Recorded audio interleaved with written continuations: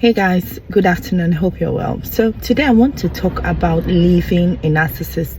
I want to talk about when you have made up your mind to leave a narcissist, and I want to talk to the woman who has lived with this narcissist for a while. You've lived with the person for years, you've begged, you've cried, they've torn you down, you've begged for change, you've asked, oh, can we go to counseling? You've begged for counseling, you've begged for extra support and help, and you're not getting it. All you're being told is you, you must submit more, you must change more, you've looked at yourself, you're no longer yourself, you've changed so much so that you cannot even recognize yourself, and yet the other person is still laying more demands on you, needing and requiring you to change to what, just know that you are not able to carry on, right? So you've begged, and eventually through all of the abuse, through all of the mental torture, you've just decided that, you know what, I'm going to leave.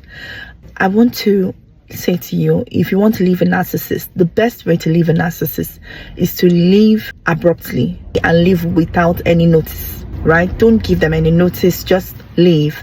However, if the narcissist gets wind of the fact that you're about to leave, you may begin to notice a couple of things. You start seeing a lot of activity. They're reporting you to the church, to the pastors. They are suddenly signing up for marriage counseling, doing all of this, like basically doing some of the things that you have been asking about, telling you, oh, let's work on the marriage. I want to assure you that all of that is just nonsense, right? Because they're only doing this thing because you have one foot outside the door already. In fact, they're going to wait until they're so sure that you have one foot out. As long as, let's say, if they get wind of it, they still will not do anything until you're just about to leave.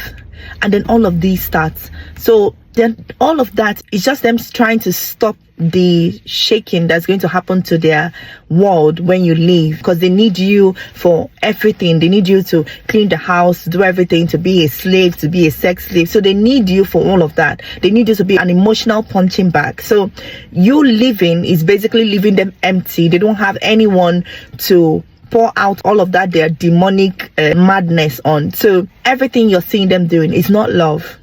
Is that their prisoner is about to escape. So they will do all of that. It's important that when this person begins to do all these things, calling your family, you're having your family telling you, let's rethink, it's like he has had a change. It is important that when this person begins to do these things, that you refuse to go back. It's important that even when people begin to look at you like, oh, it's like you're wicked, what kind of heart do you have? They don't know what you know. They've not experienced the degree of deceit, the degree of lying, the degree of just deception that you have had to live through. They can never understand. Remember that this person is an expert at looking good for others, to outsiders, and just being a torturous monster inside. So it's important that when all these things begin to happen, marriage counselor calling you saying, oh, your husband has signed up for marriage counselor, why don't you want to? It's important you don't even listen to them. In fact, if possible, change your number. Let them call you hard-hearted. Oh, I can't believe. Let them call you. Just save your own head and leave. And then as you leave, you then have the space to begin to just walk through and heal through all of the nonsense you've gone through, because all of that you've gone through, the body keeps the score. You would begin to tell. You will begin to tell in your own body. You'll begin to see that I have been under torture. And may God help you. May God heal you. That's all I'm going to say. But it's important that when this person begins to do these things, that you pay them no mind. Don't pay any attention to anybody. Just carry your things, carry your children, and leave. Okay? All right. Bye-bye. Bye.